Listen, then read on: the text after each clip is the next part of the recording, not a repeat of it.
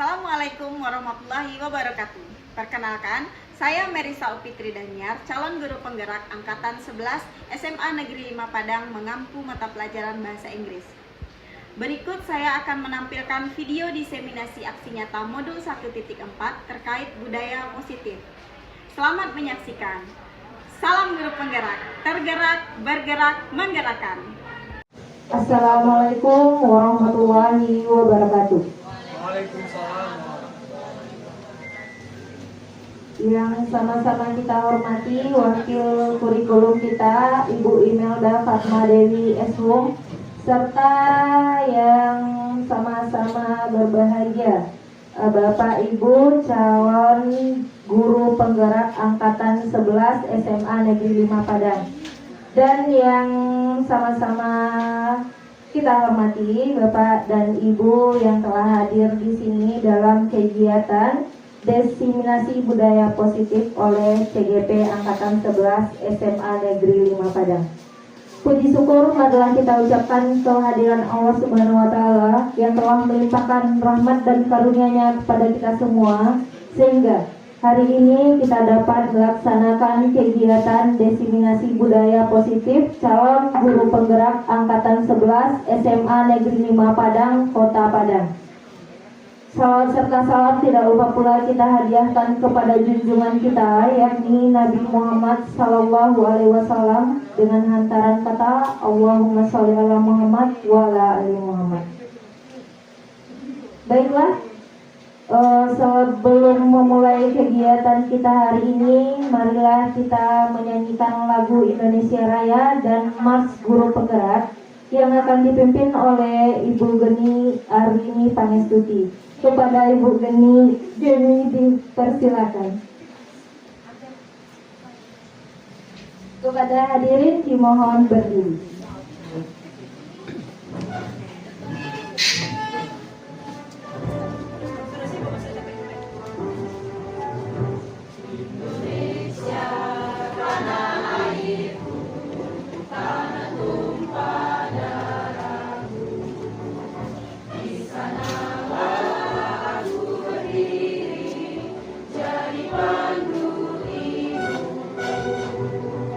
Indonesia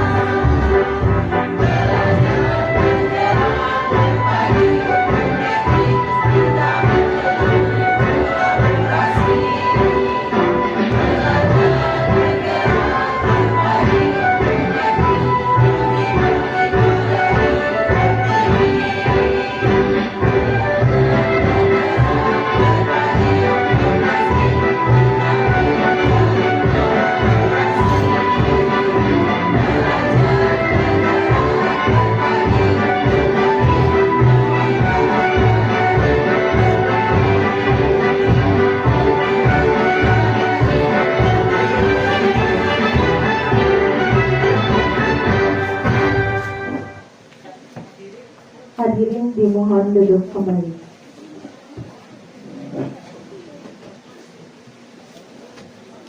Baiklah, marilah kita mulai acara pertama kita hari ini, yaitu sambutan sekaligus membuka acara secara resmi oleh Ibu Pengawas Pendamping kita kepada Ibu Dra Reno Rahmi MPD. Disilakan.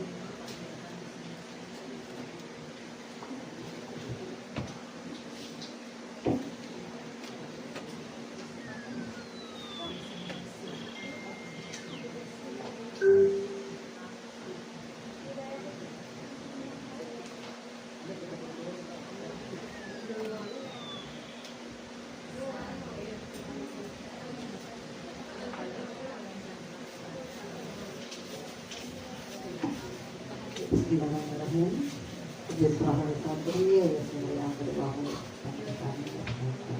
Assalamualaikum warahmatullahi wabarakatuh. Yang terhormat Bapak Ibu CGP Angkatan 11 SMA Negeri 5 Padang. Kemudian yang unsur pimpinan Bapak Ibu SMA 5 Padang. Kemudian seterusnya para Bapak dan Ibu guru yang mengikuti diseminasi aksi nyata budaya positif guru penggerak angkatan 11 di SMA Negeri 5 Padang. Oke. Salam dan puji syukur kepada Allah Subhanahu wa taala yang telah melimpahkan rahmat dan karunia-Nya sehingga dapat kita bersua dalam kegiatan diseminasi budaya positif CGP angkatan 11. Kemudian salam dan salawat kepada Nabi besar Muhammad SAW.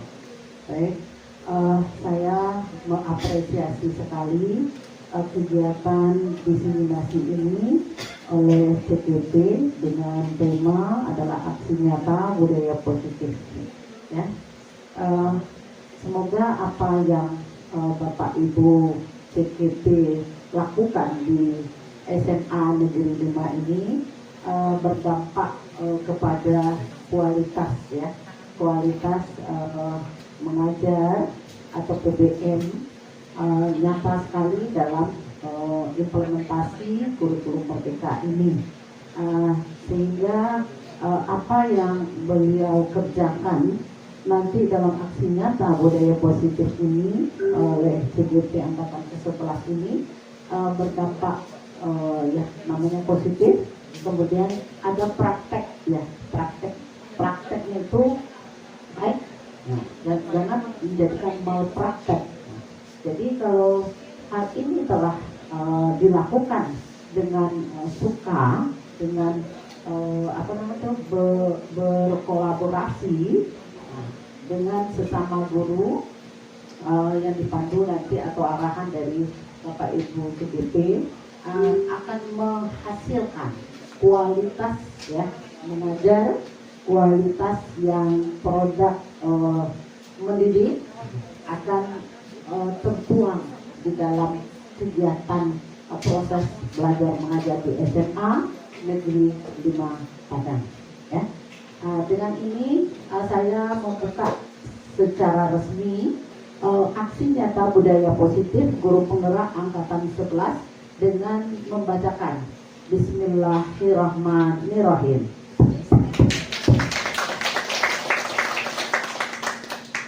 Semoga apa yang CGP angkatan 5 angkatan ke-11 di SMA Negeri 5 Padang berjalan dengan lancar, sukses, dilindungi Allah sampai selesainya nanti.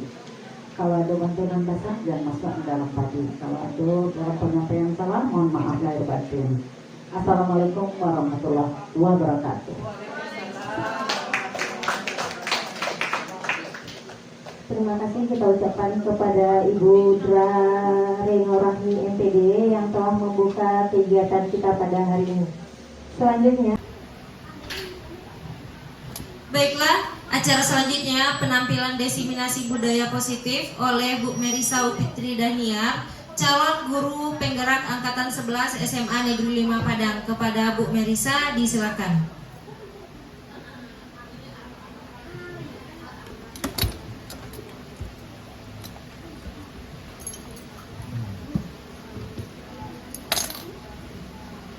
Bismillahirrahmanirrahim. Assalamualaikum warahmatullahi wabarakatuh. Selamat siang ibu-ibu semuanya. Kebetulan kita hari ini ibu-ibu, tidak ada bapak-bapaknya. Selamat siang ibu-ibu semuanya. Masih semangat ya?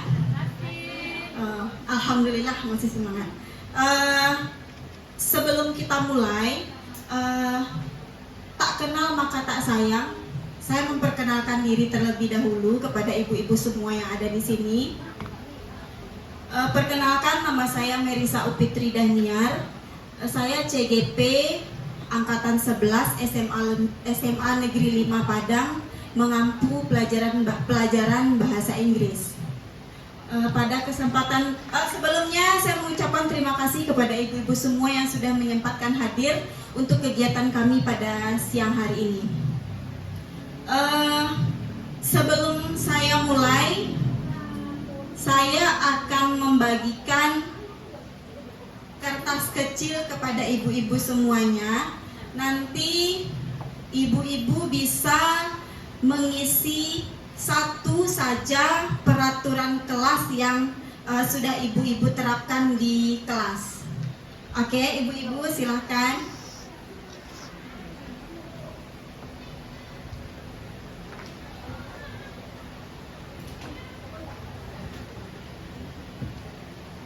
Jadi di sana di kertas kecil tersebut ibu-ibu cukup menulis satu peraturan kelas yang sudah ibu-ibu tulis di kelas bersama siswa kita. Cukup satu saja. Mudah-mudahan muat di kertas kecil.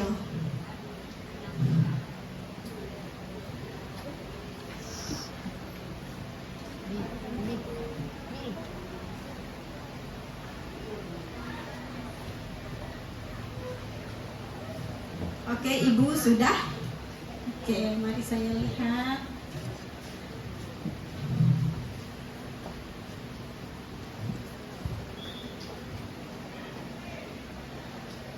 Oke, terima kasih.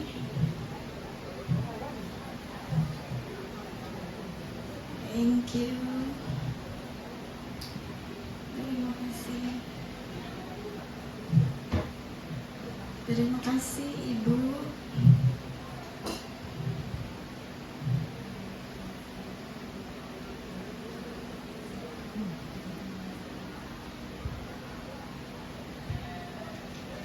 Oke. Jadi ada di sini beberapa peraturan kelas yang sudah ibu-ibu tulis bersama, yang sudah ibu tulis sendiri dan disepakati dengan siswa yang ada di kelas. Mungkin ibu-ibu ada yang minta tanda tangan siswa, ada yang ditulis kembali di kertas satu lembar dan ditandatangani oleh siswa dan wali kelasnya. Baik, sebelum kita membahas kertas kecil yang ibu tulis ini, saya masuk dulu ke budaya positif. Itu aksi nyata yang akan saya lakukan dengan tema budaya positif. Oke, di sini sebelum masuk ke disiplin positif, kita semua tahu apa itu budaya. Apa itu budaya, ibu-ibu? Apa itu budaya, ibu-ibu? Oke, jadi budaya adalah kebiasaan yang selalu kita laksanakan. Misalnya budaya kita di sekolah SMA 5 ini, mungkin di pagi hari kita ada yang namanya menyambut siswa dengan cara bersalaman. Ada juga budaya kita sebelum memasuki pelajaran itu kita berdoa dulu atau kebiasaan kita. Selain itu ada juga kebiasaan yang dilakukan siswa kita sebelum masuk kelas itu kelasnya harus dibersihkan terlebih dahulu. Jadi kira-kira itu adalah budaya positif yang sudah dilaksanakan oleh siswa. Masih adakah budaya-budaya yang lain yang harus dilaksanakan oleh siswa kita kelak? Oke, jadi dari budaya tersebut nanti muncullah namanya disiplin positif. Di sana katanya belajar kontrol diri dengan menggali potensi kita agar tercapai tujuan yang mulia, yaitu sesuatu menjadi seseorang yang kita inginkan berdasarkan nilai-nilai yang kita hargai. Jadi disiplin positif ini merupakan budaya positif. Kenapa disiplin itu kita katakan positif, ibu-ibu? Kenapa disiplin itu kita katakan positif? Begitu ibu-ibu. Apa alasannya kenapa disiplin itu kita sebutkan sebagai sesuatu yang positif?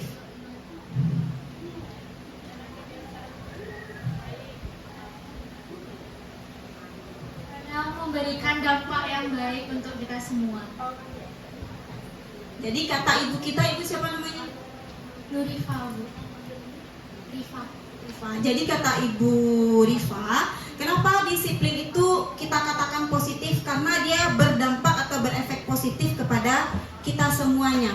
Selain itu, disiplin positif yang harus saya bahas hari ini selain disiplin itu ada teori motivasi, ada posisi kontrol, ada nilai-nilai kebajikan universal. Sebelum kita lanjut, saya ada sedikit ice breaking karena saya rasa ibu-ibu semua yang ada di sini agak ngantuk sepertinya.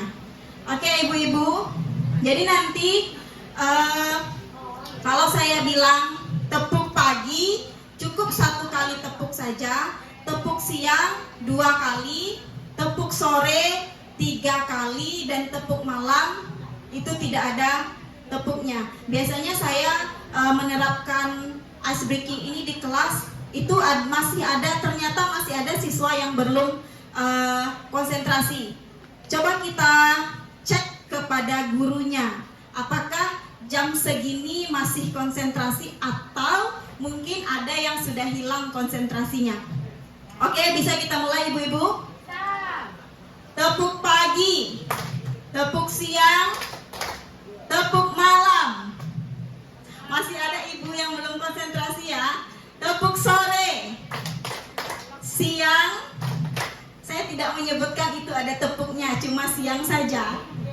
Berarti ibu-ibu kita ada yang masih belum konsentrasi. Oke, saya maklumi mungkin karena sudah terlalu siang dan kita sudah mengantuk. Baik ibu-ibu, tepuk tangan untuk kita semuanya hari ini. Semoga semangat sampai kegiatan ini selesai. Oke, selanjutnya kita masuk itu ke teori motivasi. Tolong Bu Mega, teori motivasi.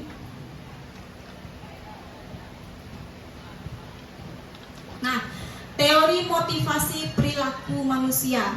Jadi, sebelum kita mempelajari teori ini, kita masing-masing di sini punya perilaku yang biasanya yang selalu sering kita lakukan, apakah itu perilakunya positif atau apakah itu perilakunya negatif. Nah, kalau dalam teori ini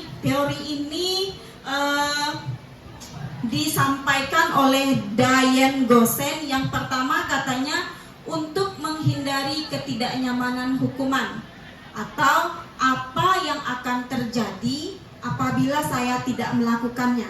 Nah, ini merupakan motivasi eksternal. Kenapa?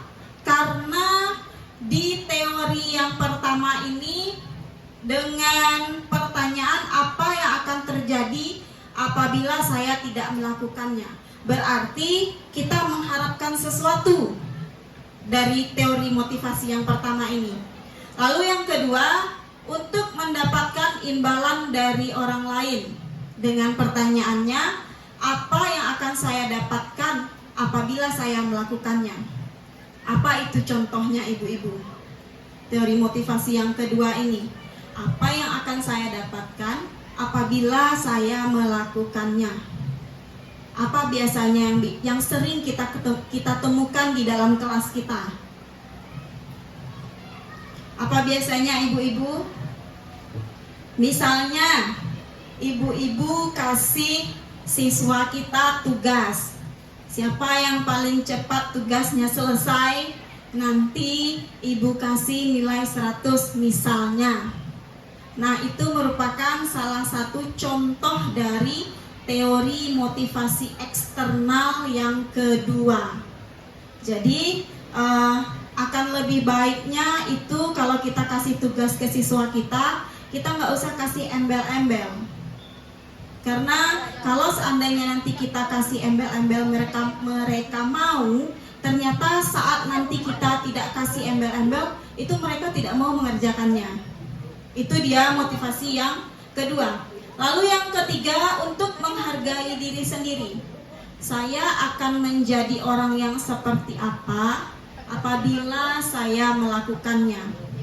Nah, inilah motivasi yang memang benar-benar harus kita terapkan di dalam diri kita masing-masing, bukan karena embel-embel apapun, melainkan karena kebaikan diri kita sendiri dengan tujuan untuk menghargai diri sendiri. Oke, ibu-ibu, tepuk sore, tepuk siang, tepuk pagi.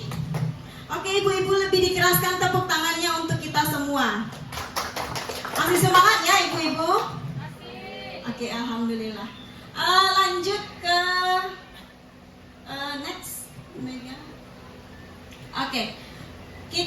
Setelah kita mengetahui teori motivasi, ini ada yang namanya restitusi. Apa itu restitusi? Jadi restitusi adalah proses menciptakan kondisi bagi murid untuk memperbaiki kesalahan mereka sehingga mereka bisa kembali pada kelompok mereka dengan karakter yang lebih kuat. Nah, dari definisi ini mungkin kita akan lebih paham dengan memperlihatkan ciri-cirinya. Next, Bu Mega. Nah, ini dia ciri-ciri restitusi yang nanti bukan akan, tapi harus kita terapkan kepada siswa kita. Yang pertama, ciri-cirinya itu bukan untuk menebus kesalahan, namun untuk belajar dari kesalahan. Nah, yang kedua, memperbaiki hubungan. Ternyata restitusi itu bukan untuk memperburuk keadaan, melainkan memperbaiki hubungan. Selanjutnya, itu merupakan tawaran, bukan paksaan. Dan restitusi menuntun untuk melihat ke dalam diri.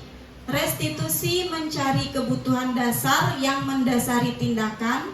Restitusi diri adalah cara yang paling baik. Restitusi juga fokus pada karakter, bukan pada tindakan. Dan restitusi fokus pada solusi. Jadi kalau restitusi ini kita tidak hanya selalu mencari-cari kesalahan, tapi kita menemukan solusi bersama. Selanjutnya, restitusi mengembalikan murid yang berbuat salah pada kelompoknya. Jadi ibu-ibu, restitusi yang ada di sini mungkin nanti kita akan bisa menerapkannya kalau seandainya kita tidak berusaha mencari-cari kesalahan siswa kita. Saya pun bahkan sampai hari ini kalau lupa dengan apa itu restitusi, saya juga akan sibuk mencari-cari kesalahan siswa. Misalnya, kenapa kamu terlambat? Apa masalahmu? Bagaimana ini? Kenapa kamu setiap hari kamu terus yang terlambat? Jadi di restitusi kita tidak akan menemukan hal yang seperti itu, ibu-ibu. Oke, selanjutnya tentang keyakinan kelas. Setelah restitusi kita akan membahas keyakinan kelas. Ini dia yang kita tulis tadi. Jadi yang saya minta tadi ibu-ibu menulis peraturan kelas. Oke, kita baca ya ibu-ibu. Yang pertama, dilarang bermain HP saat PBM. Ini adalah hal yang paling sering kita temukan kalau di kelas. Karena istilahnya aku tidak bisa hidup tanpa HP-ku. Ya, itu untuk anak-anak kita juga. Apakah untuk kita juga seperti itu? Kita renungkan saja sendiri. Lalu peraturan yang selanjutnya, berapa lama minimal keluar kelas. Oke, jadi di dalam kelas kita ada yang anak itu kinestetiknya terlalu berlebihan, tidak hanya tawaf di sekeliling kelas saja, tapi tawaf sampai ke kamar mandi kah itu, sampai ke kantin kah itu, lalu datang tepat waktu. Peraturan selanjutnya dilarang main HP juga, dilarang membuka HP jika tidak ada keperluan, disiplin waktu, dan dilarang main HP. Jadi semuanya ini kebanyakan dilarang main HP. Nah, jadi bukan ibu-ibu saja, ternyata saya juga pernah melakukan hal tersebut. Melarang siswa, dilarang main HP. Kalau ada yang main HP saat saya berbicara di depan, HP-nya saya ambil dan saya simpan. Itu yang biasanya saya lakukan di kelas sebelum saya mengenal apa itu keyakinan kelas. Nah, jadi keyakinan peraturan kelas itu bagaimana caranya biar nanti dia berubah menjadi keyakinan kelas? Itu peraturan kelas yang sudah kita tulis, kita ambil dia menjadi kalimat positif. Kita hapus dilarangnya, kita hapus apa lagi ya? Tidak bolehnya, kita hapus harusnya. Oke, begitu ya Bapak Ibu. Jadi peraturan kelas itu bukan merupakan keyakinan kelas. Karena di dalam peraturan kelas itu kita masih ada sifatnya memaksa di sana. Karena kita bikinnya sendiri. Kita bikin poin 1, 2, 3 sampai 10 peraturan, dan ternyata itu nanti kita minta siswa kita menandatangani bersama bahwasanya setuju atau tidak setuju, mereka harus siap menerima peraturan yang dibuat oleh gurunya. Tapi kalau keyakinan kelas atau kesepakatan kelas itu kita bikin bersama dengan siswa kita. Contohnya apa kira-kira ibu-ibu? Contoh untuk keyakinan kelas yang biasanya, yang harusnya kita ciptakan bersama dengan siswa kita. Apa ibu-ibu? Yang dilarang main HP tadi harusnya bagaimana kalimat kita seharusnya, dan tidak boleh terlambat, apa harusnya kesepakatan kelas dengan kata positif yang harus kita lakukan bersama, kita ucapkan bersama. Oke Bu Mega, coba kita lihat apanya. Nah ini dia yang tadi datang tepat waktu, harusnya itu datang tepat waktu dan mengucapkan salam. Kalau seandainya saya bilang siswa harus datang tepat waktu dan tidak boleh terlambat sama sekali. Kira-kira itu yang saya sebutkan peraturan kelas atau keyakinan atau ketetapan kelas, ibu-ibu? Oke, peraturan kelas, karena ada kata di sana, masih ada kata negatifnya yang saya keluarkan. Nah, ini contoh lainnya, kami guru dan murid yang saling menyayangi. Karena kalau siswa dan gurunya tidak saling menyayangi, takutnya nanti pembelajaran kita cuma di situ-situ saja.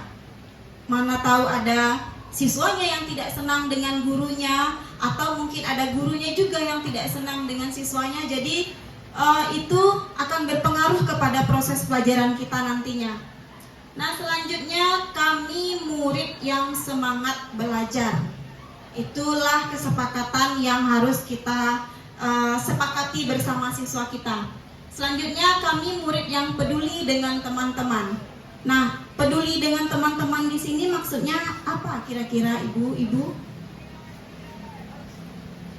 Kami murid yang peduli dengan teman-teman. Apa maksudnya? Oke, jadi kalau peduli, ada kata peduli, berarti kita siswa itu tidak saling membuli di dalam kelas. Karena sampai sekarang kita masih menemukan ada siswa yang bully-membuli. Jadi harusnya kita menerapkan kesepakatan kelas yang ini. Yang paling utama sekali kita terapkan adalah kami murid yang peduli dengan teman-teman. Oke, lanjut Bu Mega. Nah, ini dia kegiatan pendalaman keyakinan kelas, tabel T dan tabel Y. Kalau untuk hormat itu kami meyakini bahwa sangat penting untuk menghormati semua orang dan barang milik orang lain. Selanjutnya yang bekerja. Kami meyakini bahwa sangat penting untuk mengerjakan segala pekerjaan atau mengikuti kegiatan yang telah ditugaskan. Lalu selanjutnya diterima dan dimiliki. Kami meyakini bahwa sangat penting untuk merasa diterima pada suatu kelompok dan saling peduli satu dengan yang lainnya. Next, Bu Mega. Nah, ini dia perbedaan yang tadi saya sebutkan antara peraturan dan keyakinan kelas. Kalau peraturan kelas itu selalu kembalikan buku ke tempatnya. Kalau di keyakinan kelas itu merupakan sebuah tanggung jawab. Lalu dilarang mengganggu orang lain. Kalau dilarang mengganggu orang lain, kalau seandainya kita mau bikin kesepakatan kelas itu diganti dengan menghormati orang lain. Begitu juga seterusnya. Atau ini, hadir di sekolah 15 menit sebelum pembelajaran dimulai. Itu kalau keyakinan kelasnya menghormati orang lain dan berkomitmen. Itulah contoh, masih ada contoh-contoh perbedaan peraturan dan keyakinan kelas. Next.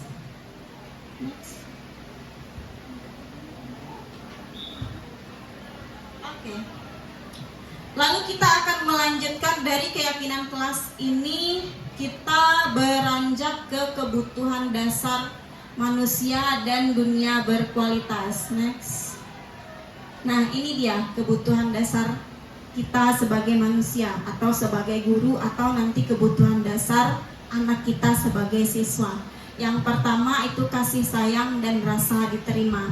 Seandainya siswa itu sudah bermasalah di rumah, ada apapun yang dialaminya di rumah, ternyata datang ke sekolah, dia mungkin dapat bulian dari temannya atau habis dimarahi gurunya, itu akan mempengaruhi proses belajar anak tersebut.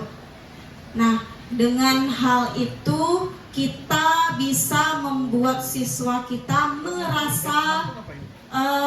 membuat dia merasa diterima. Kalau seandainya dia bersalah, kita tidak harus serta-merta langsung menghukumnya. Kita mungkin dengan cara pendekatan dulu, kita tanya dulu apa masalahnya. Karena kalau seandainya kita membludak saja menanyakan, langsung dihukum atau yang lainnya, dia akan merasa tidak diterima atau tidak disayangi. Itu kebutuhan dasar yang pertama. Selain itu juga ada kesenangan. Kebutuhan dasar yang selanjutnya itu kesenangan. Yang butuh kesenangan itu tidak cuma siswa saja, ibu-ibu, gurunya juga butuh kesenangan. Nah, jadi kalau dia sudah merasa diterima, itu otomatis nanti mereka akan menemukan kesenangannya sendiri. Selanjutnya itu kebebasan. Jadi kita siswa dan guru sama-sama menginginkan kebebasan, bukan kebebasan untuk tidak hadir seenaknya ya ibu-ibu. Ini kebebasan terkait dengan proses belajar mengajar kita di kelas. Selanjutnya penguasaan dan juga bertahan hidup.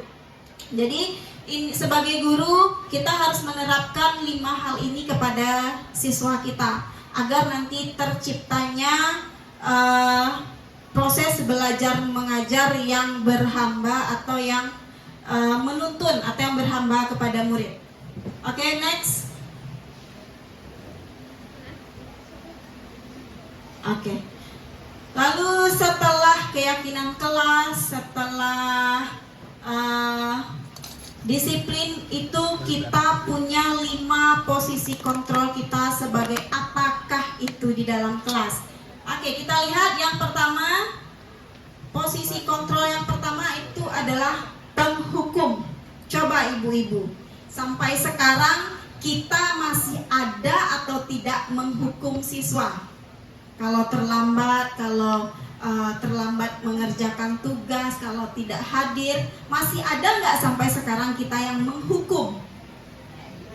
Masih. Nah, jadi kalau untuk penghukum ini yang biasanya kita ucapkan menghardik, menunjuk-nunjuk, menyakiti dan menyindir. Karena kalau namanya saja sudah penghukum, kita bahkan saat itu kita tidak tahu apakah anak itu sakit hati atau tidak. Oke, Ibu Ii, apa biasanya yang Bu Ii katakan saat menghukum anak tersebut? Izin menjawab Ibu narasumber, saya cerita sedikit dulu. Dulu saya pemarah, tapi setelah kita banyak bertanya, kemudian mendapatkan pencerahan dari narasumber, sudah mulai berubah sekarang. Ya. Jadi kalau pertanyaan Ibu Miss Ica tadi, apa yang saya katakan? Kalau seandainya menghukum, jadi saya sudah tidak lagi menggunakan istilah menghukum, tapi betul-betul sebenarnya saya nggak lagi pakai istilah menghukum itu. Cuma belajar menggunakan istilah, katanya kan konsekuensi, seperti itu. Cuman sesekali kalau agak yang top tuh lalu ada juga keluar bahasa saya kayak gini, itu apa lagi tuh, nanti marah lagi nih, tuh. Jadi ternyata masih juga keluar kata-kata menghukum walaupun niatnya tidak begitu. Itu jadi mohon pencerahan juga nih, seperti itu. Terima kasih Bu Ii. Jadi yang disampaikan Bu Ii, saya sendiri juga pernah mengalaminya. Ternyata kata menghukum itu akan kita keluarkan tergantung situasi dan kondisinya. Bagaimana yang disebut, seperti yang disebutkan Ibu Ii tadi, kalau anaknya yang in high level gitu ya, di level-level tertinggi yang agak susah dikatakan, itu nanti kita secara otomatis atau tidak sengaja saja kita akan mengeluarkan kata menghukum. Ba'ako, mengganggu se, manggaduah se, maleh se. Mungkin akan keluar seperti itu. Oke.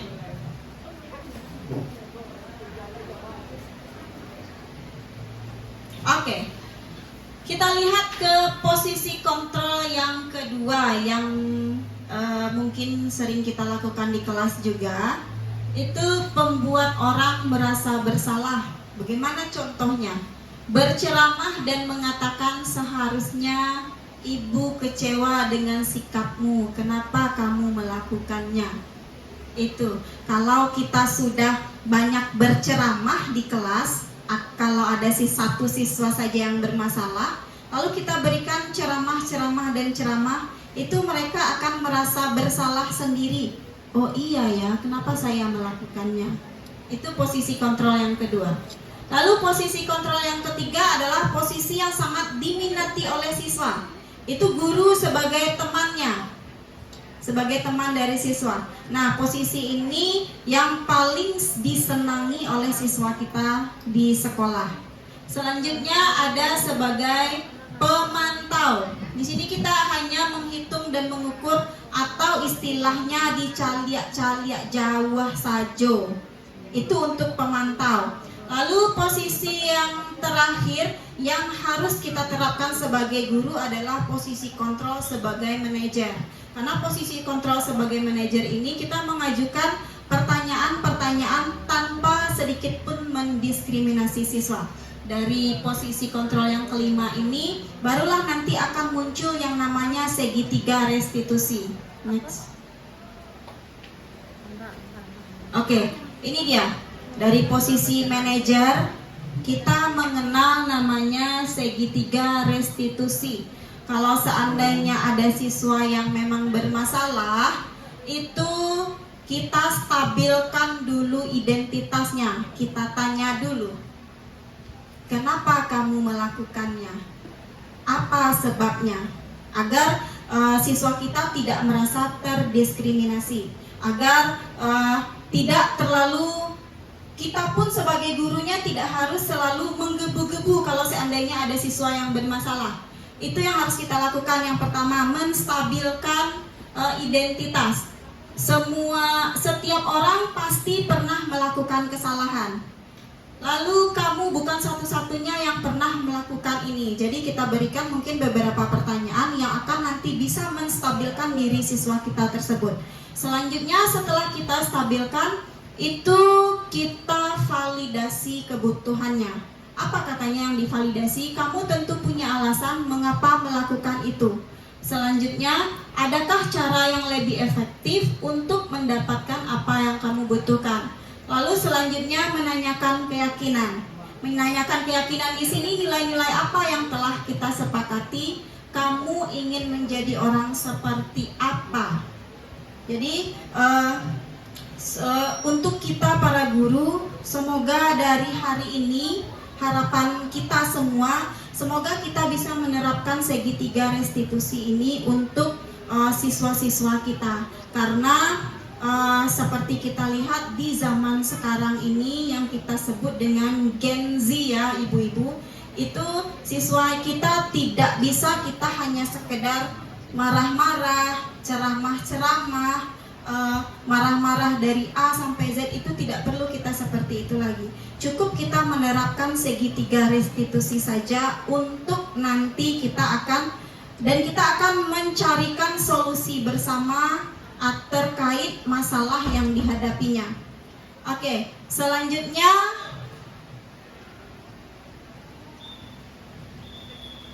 ibu-ibu, dari beberapa yang sudah saya sampaikan tadi, semoga ibu-ibu masih bersama saya sampai saat ini. Saya butuh jawaban ibu-ibu untuk merefleksi hal baru dari yang sudah saya sampaikan tadi. Apa kira-kira hal baru yang dapat mengubah paradigma ibu-ibu setelah mendengar disiplin positif isu yang sudah saya sampaikan tadi? Apa kira-kira paradigma atau pemikiran yang akan ibu-ibu ubah ke depannya?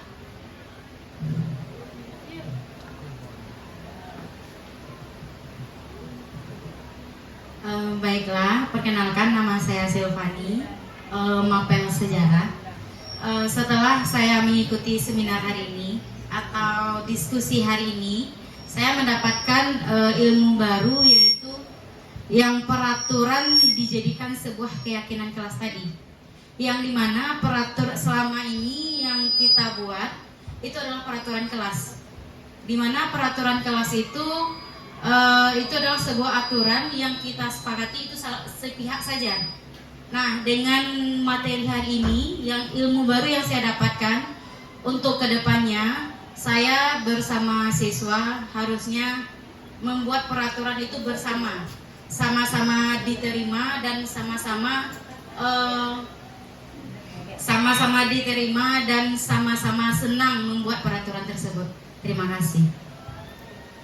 Terima kasih Ibu Silvani. Jadi alhamdulillah ada paradigma kita yang berubah. Adakah ibu-ibu lagi yang mau menyampaikan paradigmanya yang akan dilakukan nantinya bersama siswa? Oke, jadi kita bisa renungkan sama-sama ya ibu-ibu. Jadi kita akan merubah paradigma kita yang lalu, akan kita ubah di hari ini, yang mungkin dengan menerapkan segitiga restitusi, atau mungkin dengan merubah peraturan kelas menjadi keyakinan kelas. Nah, lalu saya akan kembalikan kepada moderator.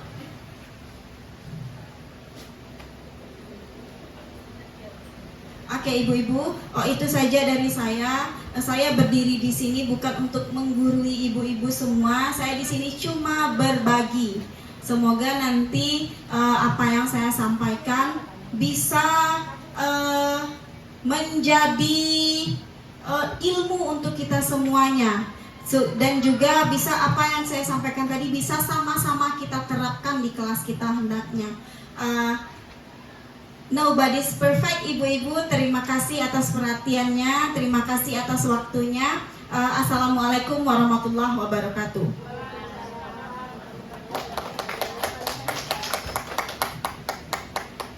Oke, tepuk tangan dulu dong Bapak Ibu untuk pemateri hebat kita.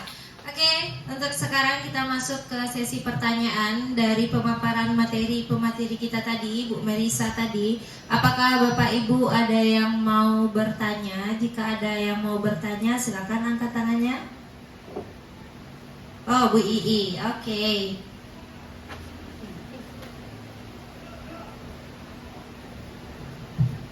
Terima kasih.